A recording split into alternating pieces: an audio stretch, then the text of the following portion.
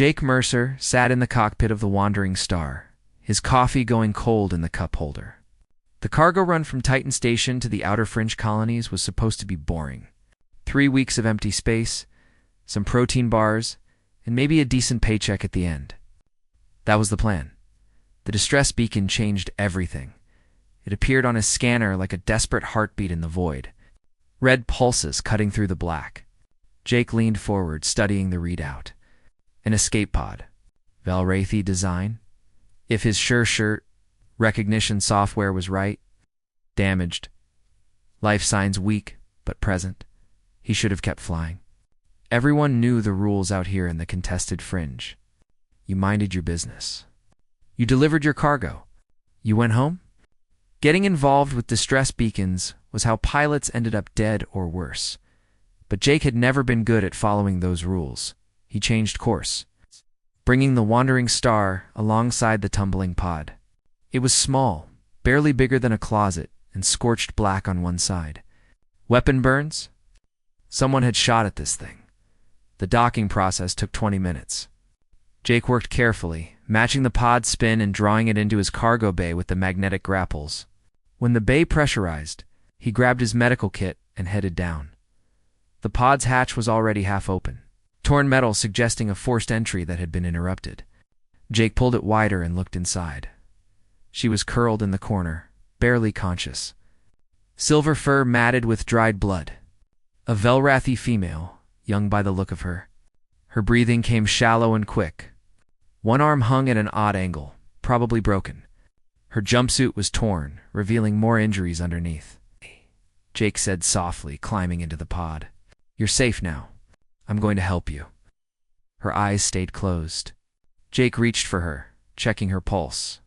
Strong enough, but too fast. Shock, maybe. He needed to get her to the med bay. The moment his hand touched her shoulder, everything went wrong. Her eyes snapped open, amber and wild with terror. She saw him and screamed, a sound that was more animal than anything else. Before Jake could react, she lunged. Pain exploded in his shoulder as her fangs sank deep into his flesh. Jake shouted, trying to pull back, but her jaw locked tight. He could feel her teeth scraping bone. Blood ran hot down his chest. Then, just as suddenly, she released him. Jake stumbled backward, clutching his shoulder. Blood leaked between his fingers, hot and sticky, but he barely noticed because of the look on her face. Pure horror. She pressed herself against the pod wall, staring at him like she had just done something unforgivable. Her whole body shook. Her mouth hung open, his blood on her fangs. She whispered in accented common tongue. No. What did I do? What did I do? Jake tried to focus through the pain. It's okay. You were scared. I understand. You don't understand. Her voice cracked. Tears streaked through the dirt on her face. You can't understand. I have to go. I have to leave right now. She tried to stand, but collapsed immediately. The broken arm gave way, and she cried out in pain. Jake moved to help her, but she flinched away like he was going to hit her. Please, Jake said, holding up his hands. I'm not going to hurt you. You're injured. Let me help. You need to put me back in the pod, she said frantically. Eject it. Send me away. Pretend you never found me. Are you insane? You'll die out there. It's better that than. She stopped, looking at his bleeding shoulder. Fresh tears came. You don't know what I did to you. The bite. The Shinatara. I didn't mean to. I swear I didn't mean to. Jake had no idea what she was talking about. Some kind of infection, maybe? He knew Valwrathi had different biology than humans. Maybe their bites were toxic. Listen, he said firmly. Whatever you're worried about, we'll deal with it. But first, I'm going to stop both of us from bleeding to death. Then we're going to the nearest station and getting proper medical care. Okay, no. She lunged forward, grabbing his arm with her good hand. No station, please. Once they know, once they scan us, they'll see the bond. They'll call my people. And then she couldn't finish. And then what? She looked at him with such sadness, it made his chest ache. Then you'll lose your freedom. Because of me. Because I couldn't control my instincts. Jake studied her face. This wasn't about infection or disease. This was about something else. Something cultural. Something she believed had just bound them together in a way he didn't understand yet. But he could see she was terrified. Not of him. Of what would happen to him because of what she had done. What's your name? Jake asked quietly.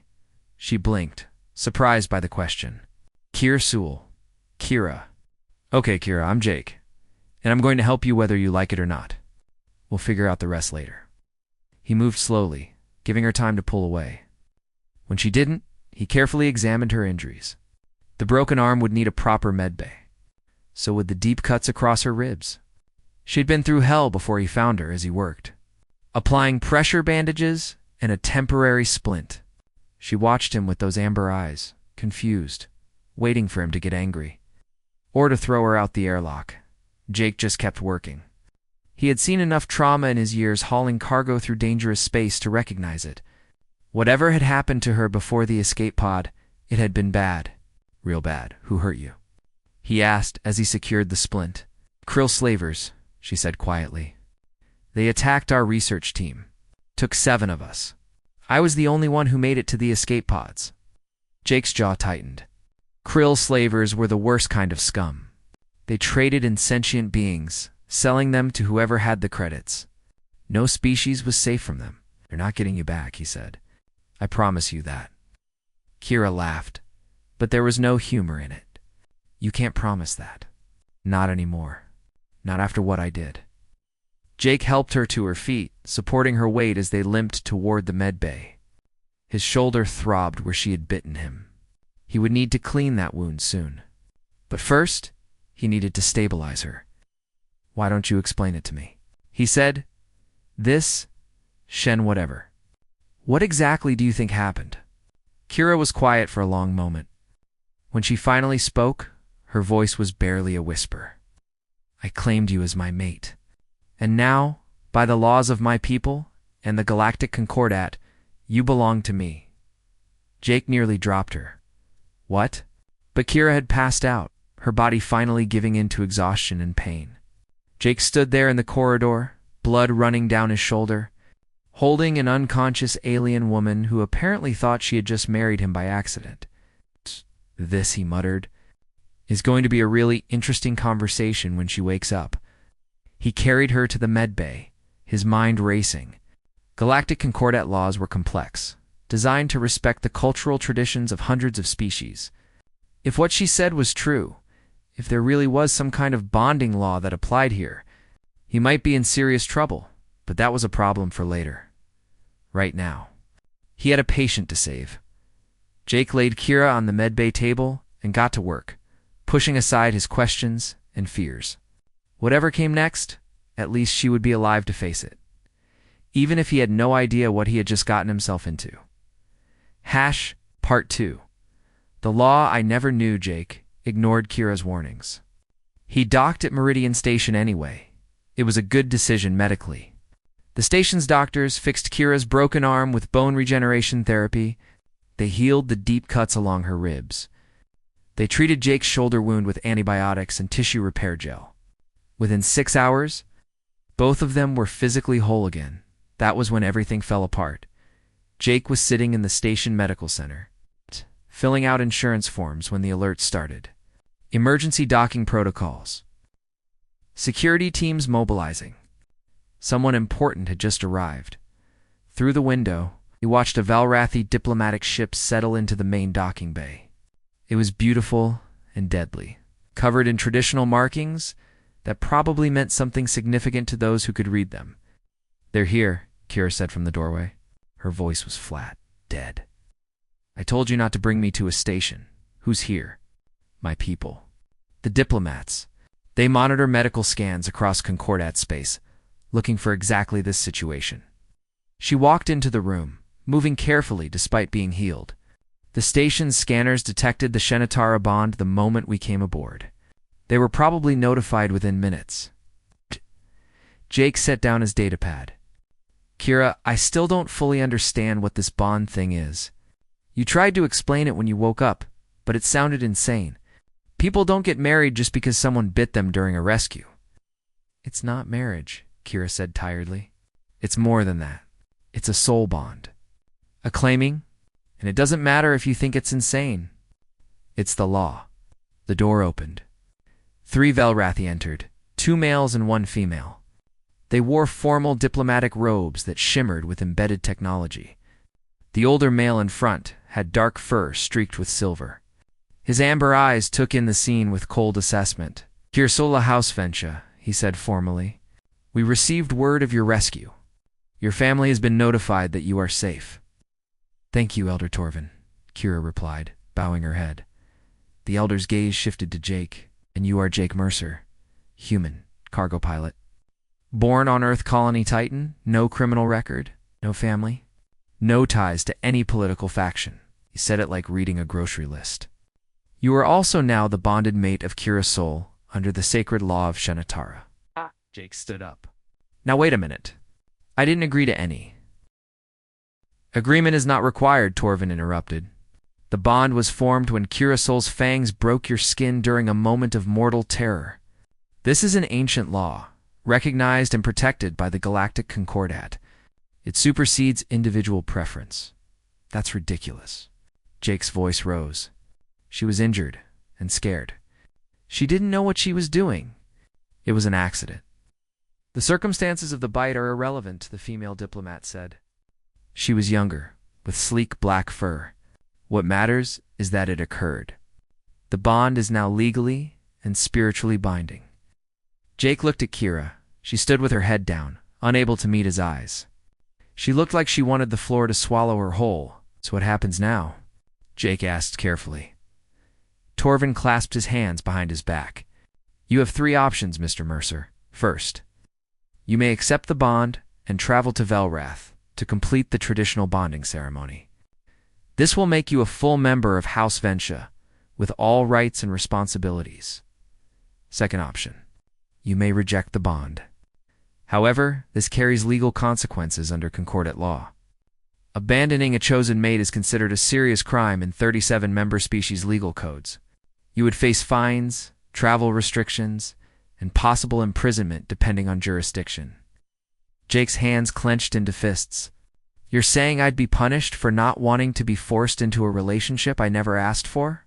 The law exists to protect those who are claimed, the black-furred female said. To prevent exploitation, what's the third option? Jake asked. You may attempt to prove the bite was fraudulent, Torvin said. If you can demonstrate that Kira Sol deliberately bit you to falsely create a bond, it can be dissolved. However, this would dishonor her entire family line. She would be exiled from Velrathi society and marked as an oathbreaker. No Velrathi would ever speak to her again. Kira flinched at those words but said nothing. Jake stared at the diplomats. These are my choices? Except being trapped in a relationship, go to prison, or destroy her life. Those are the options provided by law, Torvin confirmed. This is insane. This is tradition, the elder replied calmly. One that has guided my people for 10,000 years. The Shenatara bond is sacred. It occurs when a Velrathi's deepest instincts recognize a true protector. It cannot be faked or forced. Kira Sula's soul chose you in her moment of greatest need. Jake ran his hands through his hair. He wanted to punch something. Instead, he turned to Kira. What happens to you if I reject the bond? Besides the legal stuff. She finally looked up. Her amber eyes were wet with unshed tears. I become Shenvak. Marked, but unbonded. It means my instincts chose someone who didn't want me. In our culture, it's a sign of deep unworthiness. I would be shunned, unmarriageable. My family would lose honor. I would likely spend the rest of my life in isolation. That's barbaric, Jake said. That's our way, Kira replied quietly. I don't expect you to understand, or to accept it. I brought this on both of us. If you choose to reject the bond, I won't blame you. You owe me nothing. Jake looked at her, really looked at her. She stood there accepting her fate with dignity. She wasn't begging or manipulating. She was just resigned to being destroyed because her biology betrayed her at the worst possible moment. He thought about his life before this. Flying cargo runs alone. No family waiting anywhere. No real friends. just acquaintances at various stations. He had spent 15 years in space, keeping everyone at arm's length because getting close to people meant getting hurt when they left. And now the universe was forcing connection on him. In the most absurd way possible. How long do I have to decide? Jake asked Torvin. You must declare your intention within 72 standard hours, the elder said. After that, if you have not chosen, the Concordat will make the choice for you based on legal precedent, which would be, you would be required to accept the bond, the female diplomat said. Refusal by inaction defaults to acceptance to protect the bonded party. Of course it did. The universe wasn't going to let him escape by just waiting this out. I need time to think, Jake said. You may use the diplomatic quarters on our ship, Torvin offered. Both of you. It would be inappropriate for bonded mates to be separated during the decision period. Jake almost laughed. Even their bureaucracy assumed the bond was real. He looked at Kira again. Is there really no way to undo this without destroying your life? No, she said simply. The bond exists now. It's marked in both our genetic signatures. Station scanners can detect it. Other Velrathi can sense it. There's no pretending it didn't happen. Jake felt trapped. Completely and utterly trapped.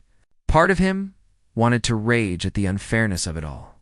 He had saved her life, and this was his reward. A forced marriage to someone he barely knew.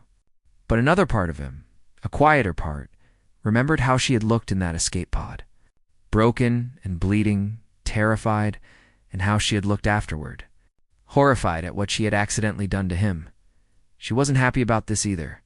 They were both victims of circumstances neither had chosen. Fine, Jake said to Torvin. We'll use your diplomatic quarters, but I'm not making any promises. The elder bowed slightly. That is acceptable. Come, both of you. As they followed the diplomats through the station, Jake walked beside Kira. She kept her distance, careful not to touch him. I really am sorry, she said quietly. I know, Jake replied. And strangely, he did know. He could see it in every miserable line of her body. They reached the Velrathi ship and were shown to separate but connected quarters. The rooms were beautiful, decorated in traditional style with flowing fabrics and carved wood. It felt like being inside art. When the diplomats left them alone, Jake sat on the edge of the bed and tried to process everything. 72 hours to decide his entire future. Through the open doorway, he could see Kira sitting in her own room, staring at nothing. She looked so alone. Jake thought about prisons and exile, and honor and shame. He thought about empty cargo ships and empty years stretching ahead. He thought about amber eyes full of tears, and he realized that maybe, just maybe, there were worse things than being bonded to. Someone who actually seemed to care about the costs of their bond, but he still needed time to think. 72 hours suddenly seemed both too long and not nearly long enough. Part 3. The journey to Velrath. Jake made his decision on the third day. He told Torvin that he would travel to Velrath. Not to accept the bond, he made very clear, but to find a legal way to dissolve it that wouldn't destroy Kira's life. The elder had simply nodded, as if he had expected exactly this answer. Many bonded pairs begin with resistance, Torvin had said. The journey often changes perspectives. Jake doubted that, but he kept his mouth shut. Now, 2 days into the 3-week journey to the Velrathi homeworld, Jake was starting to regret everything. No, the instructor said, her tail lashing in frustration. You must mirror her movement. The dance of bonding is about harmony, not independence. Jake stood in the ship's ceremonial hall, trying to follow dance steps that made no sense to his human body. Kira moved gracefully beside him, her movements fluid and natural. Of course they were. She had probably been learning these dances since childhood.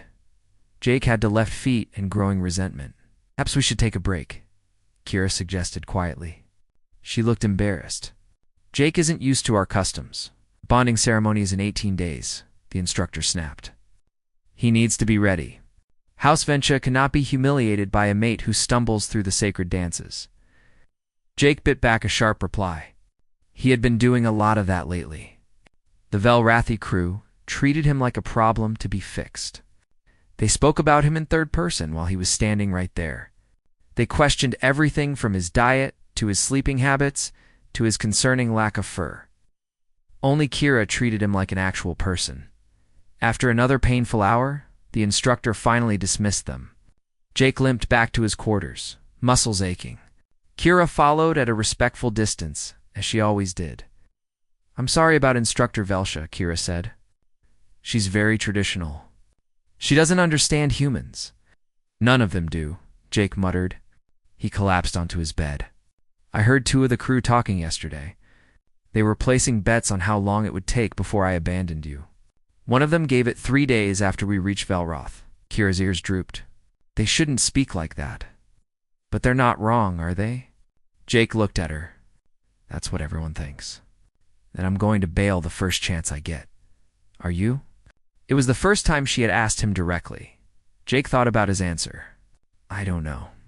I came here to find a way to dissolve the bond without hurting you.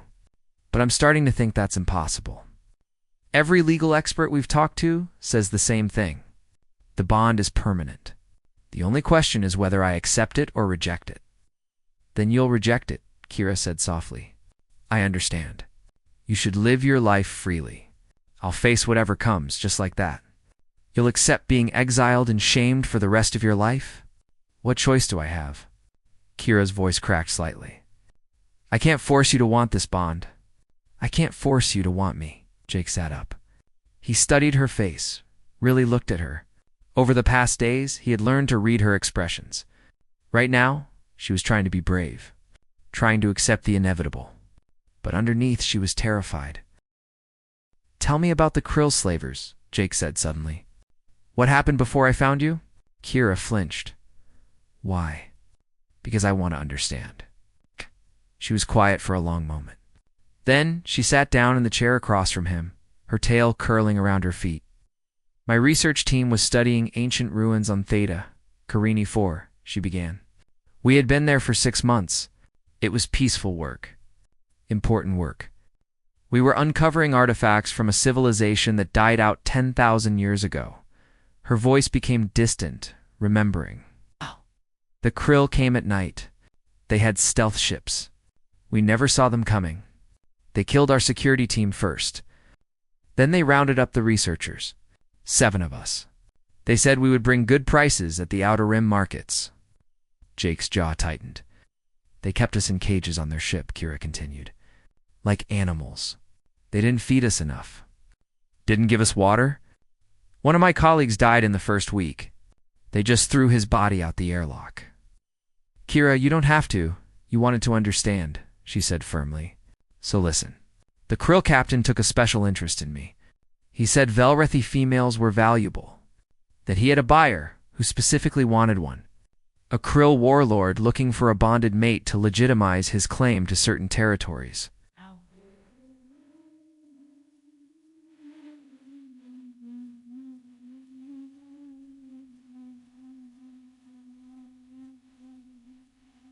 Jake felt sick. "They were going to force you to bite him." "Yes. They were taking me to him when their ship was attacked by Concordat patrol vessels. In the chaos, I managed to get to an escape pod. I launched just before their ship exploded." She looked down at her hands. "When you found me, I had been drifting for 2 days. I thought I was going to die. And then I woke up and saw you reaching for me, and my mind thought you were one of them. My instincts just reacted." The pieces clicked together in Jake's mind. "That's why you were so terrified. You thought you had accidentally bonded yourself to another captor." "I didn't know who you were," Kira said. "I just knew I had done the one thing I swore I wouldn't do. I had created a bond with a stranger." They sat in silence for a moment. "For what it's worth," Jake said finally, "I'm glad I found you. Even with all this mess, I'm glad you're alive." Kira's eyes glistened. "Thank you for that. At least I'll have that memory when this is over." Before Jake could respond, the door chimed. Torvin entered, looking grave. "We have received word from Velrath," the elder said. The Shenavara Council has been informed of your situation. They will hear your case upon arrival. What does that mean? Jake asked. It means you will stand before the highest authority on bonding law in our civilization. They will determine whether your bond is valid and what consequences apply. Torvin's expression softened slightly. I must warn you, Jake Mercer.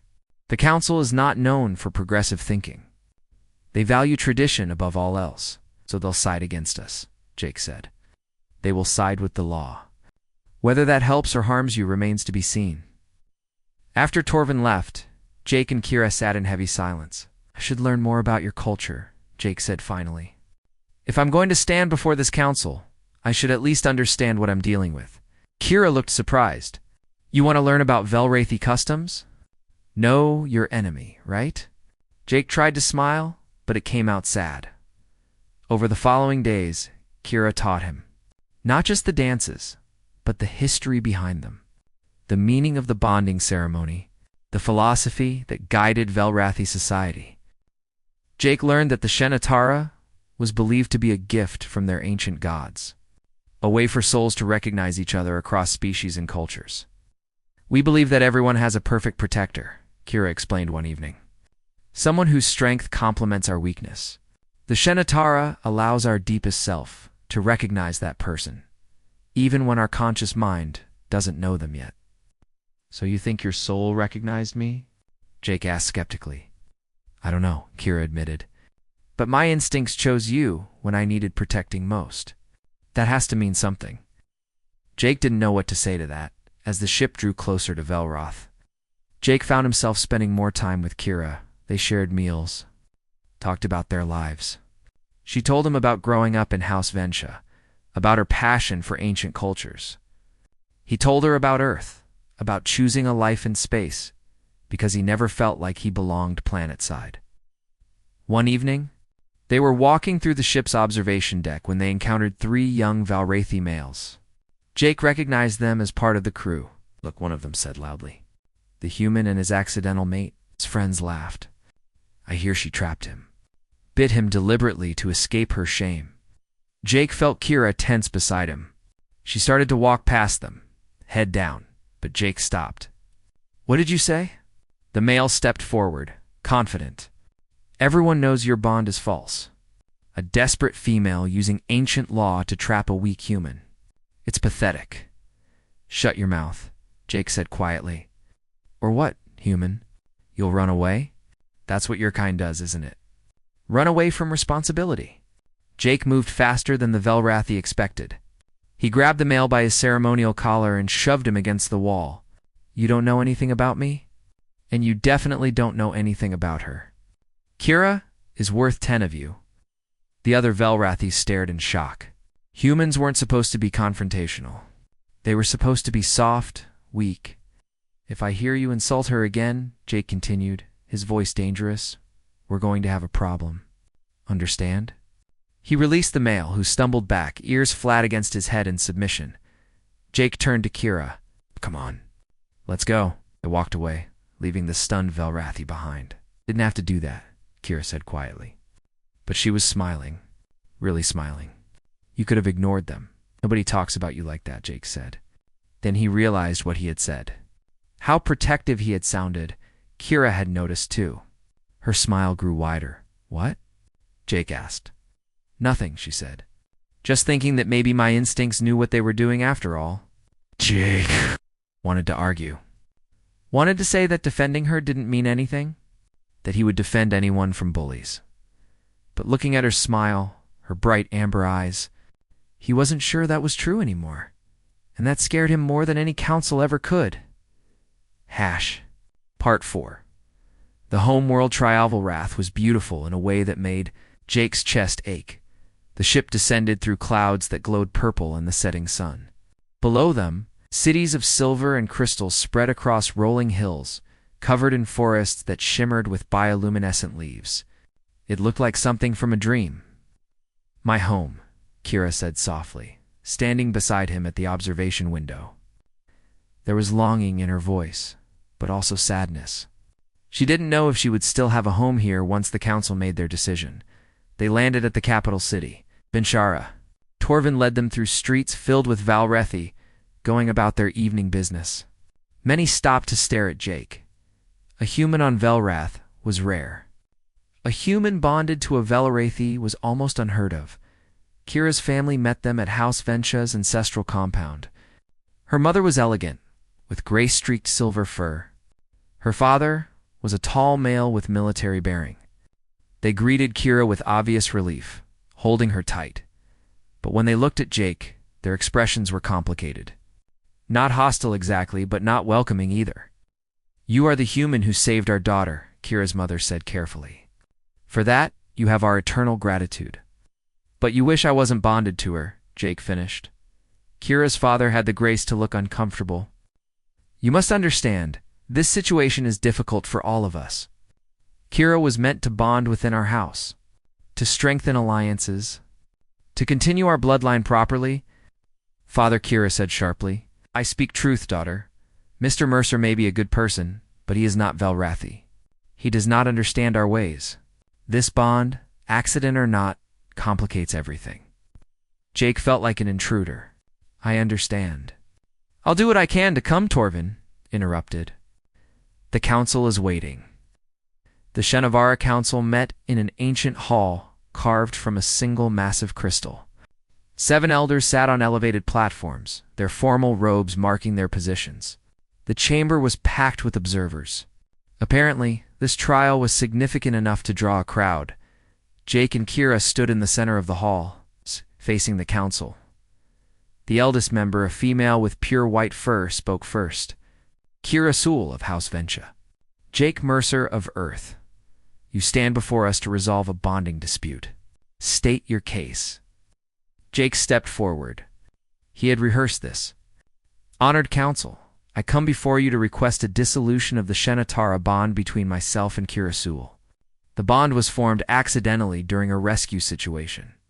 Kira was injured, traumatized, and not in control of her actions. I respectfully ask that this bond be considered invalid due to irrelevant." One of the male counselors interrupted. "The circumstances of the bite do not matter. Only the bite itself matters. A Velrethi female does not bite randomly. The Shanatara occurs because the soul recognizes a true protector." "But she didn't know me," Jake argued. "She had no way to recognize anything. She was terrified and acted on instinct." "Instinct is precisely the point," the white-furred elder said. "The conscious mind may deceive, but instinct reveals truth.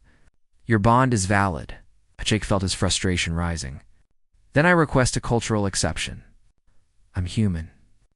I don't follow Valrathi's spiritual beliefs. Forcing me into a bond against my will violates my right to self-determination." Another counselor leaned forward.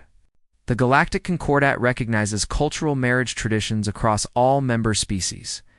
This includes the Shenatara. You may not follow our beliefs, but you are subject to our laws once a bond is formed." "That's tyranny," Jake said. The chamber erupted in angry murmurs. Kira grabbed Jake's arm, trying to pull him back. The white-furred elder raised her hand for silence. "You speak boldly, human, but you do not speak wrongly. There is merit to the concern about consent, which is why we must investigate the full circumstances of this bond." She gestured to someone in the back. A Velrathi male in official robes stepped forward, carrying a data tablet. "We have received intelligence from Concordat authorities," the elder continued. "Intelligence that changes the nature of this case significantly." The official began to speak. 3 weeks ago, Concordat patrol vessels destroyed a Krill slaver ship in the Theta Carini system. During the raid, they recovered data from the ship's computers. This data reveals a disturbing pattern. Images appeared on holographic displays around the chamber. Documents, transaction records, lists of names. Krill had been running a systematic operation targeting Velrathi females, the official continued. They capture them, transport them to buyers, and force them to bite specific individuals. This creates false Shenatara bonds for political and territorial gain. The chamber exploded in outrage. Valrathi shouting in anger and horror. The sacred Shenatara being used as a weapon? It was blasphemy. Jake looked at Kira. Her face had gone pale. Kira Sewell was one of their targets, the official said. She was meant to be delivered to Warlord Krelvax of the Outer Rim. He has been using force bonds to claim legitimacy in several territorial disputes. The white-furred elder's expression was grave. This information raises questions about all recent Shenatara bonds. How do we know which are real and which are coerced? One of the traditional counselors stood. This is exactly why we must defend the purity of the Shenatara. If we allow this bond to be dissolved, we open the door to questioning all bonds. We cannot let the Krill undermine 10,000 years of tradition. But neither can we force an innocent into a bond created by trauma, another counselor argued. If Kira Sewell bit Jake Mercer because she thought she was under attack, is that truly a soul recognition? Or is it exactly what the Krill wanted to create a false bond? The debate raged. Jake stood there, trying to process it all. He had known the Krill had done terrible things to Kira, but this was bigger than he had imagined. This was an attack on an entire culture. Finally, the white-furred elder called for silence again. Jake Mercer, you have requested dissolution of the bond. Before we rule on this, I must ask you directly, is your objection based on principle, or on Kira Sewell herself? Jake blinked. What do you mean? If Kira Sewell had chosen you willingly in a proper courtship, would you still object to bonding with her? Jake looked at Kira. She was watching him with those amber eyes, waiting for his answer. He thought about the past 3 weeks, the conversations, the laughter, the way she smiled when she taught him about her culture, the way his chest had felt when those crew members insulted her. Jake hesitated. I don't know. Maybe not. But that's not what happened. She didn't choose me willingly. Neither of us had a choice. Then let us give you one, the elder said. She turned to Kira Sewell. If this bond is dissolved, you will undergo the cleansing ritual. Do you understand what that means? Kira straightened her spine. Yes, honored elder, explain it for our human guest. Kira's voice shook slightly. The cleansing ritual removes the spiritual mark of a broken bond. It involves deep meditation, sensory deprivation, and neural repatterning. It takes 3 weeks. Many who undergo it emerge changed. Some lose memories. Some lose parts of themselves they never get back. But it purifies the soul for potential future bonding. Jake's blood ran cold. That's torture. It's tradition, the traditional counselor said firmly. The price of a broken bond must be high, or bonds would mean nothing. The white-furred elder looked at Jake. Now you know the full truth. If you request dissolution, Kira Sewell will undergo this ritual. If you accept the bond, the ritual is unnecessary, and you both proceed to the bonding ceremony. The choice is yours. Jake felt trapped again, but this time it was different. This time he understood exactly what his choice would cost. He turned to Kira. Would you really go through that? 3 weeks of torture just to free me? Yes, she said without hesitation. You deserve freedom. You've done enough for me already. But if I don't want you to suffer, then accept the bond, the traditional counselor said. It is the only way. Jake's mind raced. He looked around the chamber at all the Velrathi watching him. They expected him to run. To choose himself over Kira, that's what humans did, right? They were selfish, unreliable. He thought about his empty ship, his empty life. 15 years of running from connection because it was safer than being hurt, and he thought about Kira, who had survived hell and was willing to go through it again just to give him freedom. No, Jake said quietly. The elder leaned forward. No, I won't let you torture her. Jake's voice grew stronger. I refuse to request dissolution. The chamber erupted in shocked whispers. You accept the bond? The elder asked. Jake looked at Kira. She was staring at him in disbelief. I accept that she doesn't deserve to suffer for an accident. I accept that dissolving this bond would hurt her in ways I can't allow. Ow. I'll accept the bond. Jake, no, Kira said, grabbing his arm. You don't have to do this. I can survive the ritual. But why should you have to? Jake turned to face her fully. You're right that we didn't choose this. Neither of us asked for a bond. But I'm choosing now to not let them hurt you. That's my choice. My real choice. Tears streaked down Kira's face. You'd sacrifice your freedom for me? It's not sacrifice if I'm making the decision myself, Jake said. Then, quieter, maybe your instincts knew something I didn't. Maybe there are worse things than being bonded to someone who actually gives a damn about what happens to you. The white-furred elder stood. Then it is decided. Jake Mercer accepts the Shenatara bond with Kirasul of House Vensha. The bonding ceremony will proceed in 3 days. The traditional counselor smiled in satisfaction. But some of the other counselors looked thoughtful, like they were seeing something they hadn't expected. As the crowd dispersed, Kira held onto Jake's arm, crying quietly. "Thank you," she whispered. "Thank you." Jake didn't trust himself to speak. He had just committed to something that terrified him. But looking at Kira's grateful face, he couldn't bring himself to regret it.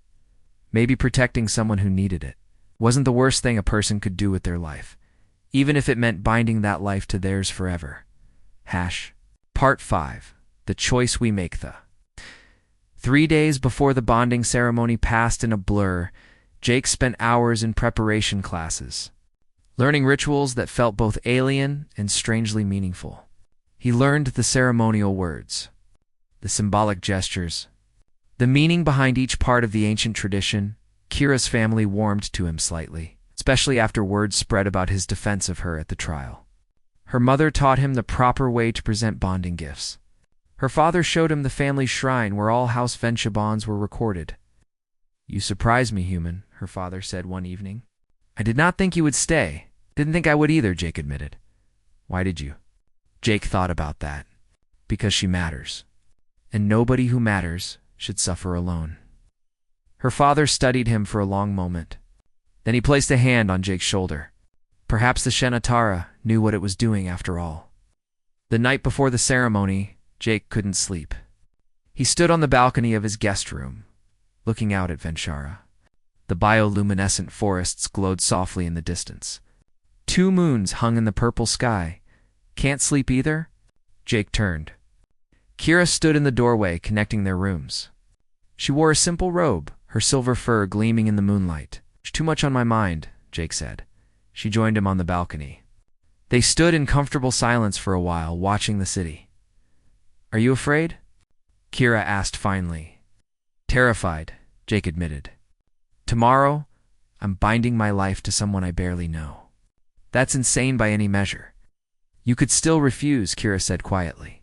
"Even now, I would understand. Would you go through the ritual? If I had to?" Jake shook his head. "Then no. I'm not changing my mind." Kira was quiet for a moment. "Can I ask you something?" "Sure. At the trial, you said maybe my instincts knew something you didn't. Did you mean that? Or were you just saying it for the council?" Jake considered lying. It would be easier. But Kira deserved honesty. "I don't know," he said. "I don't believe in soul bonds or destiny. I think you bit me because you were terrified and I was there." But ... double quotes, he paused, searching for words. "But I also think that maybe who we are in our worst moments matters. And in your worst moment, when you thought you were dying, some part of you reached for me. Maybe that means something. Maybe it doesn't. What about you?" Kira asked. "In your worst moment, you chose to protect me. You didn't have to. You could have walked away and let the council deal with me. But you stayed. What does that mean?" Jake thought about all the times in his life he had walked away. From Earth, from relationships, from anything that demanded he care more than he was comfortable caring. "It means I'm tired of walking away," he said quietly. "I spent 15 years in space running from connection because it was safer. But safer isn't better. It's just lonelier." Kira moved closer. "Are you saying you want this bond?" "I'm saying I don't hate the idea of it as much as I did 3 weeks ago. I'm saying that when I think about my future now, you're in it. And that doesn't scare me as much as it probably should." Kira's eyes glistened with tears. "I was so sure you would reject me. I had accepted it, made peace with it. But then you defended me against those crew members, and you stood up for me at the trial. And I started hoping for something I knew I shouldn't hope for." "What were you hoping for?" "That maybe this accident could become something real," Kira whispered. That maybe we could choose each other, even though we started with no choice at all. Jake reached out and took her hand. Her fur was soft under his fingers. The ceremony tomorrow. What actually happens? Kira smiled slightly. It's complicated. There's the public part with the council and witnesses, traditional vows, exchange of bonding marks. That part takes about 2 hours, and the private part. That's between bonded pairs only.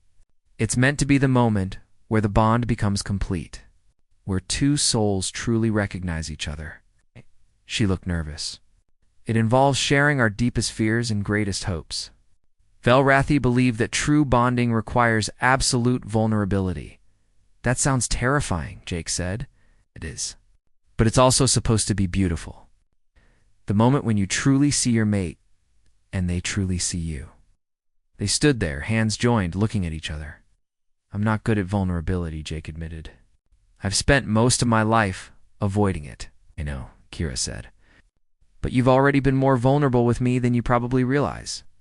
You let me see your fear, your frustration, your kindness. You didn't hide those things. Neither did you. Kira moved closer, resting her head against his chest. Jake was surprised by how natural it felt to hold her, like something his body had known to do before his mind caught up. Whatever happens tomorrow, Kira said softly, I want you to know something. I don't regret the bite. I know I should. I know it took your freedom. But you've been kinder to me than anyone I've ever known. You've protected me when you had no reason to. And if my instincts had to choose someone, I'm glad they chose you. Jake held her tighter. I'm starting to be glad too. They've stayed like that until the moon set and the sun began to rise over Velrath. The bonding ceremony was overwhelming.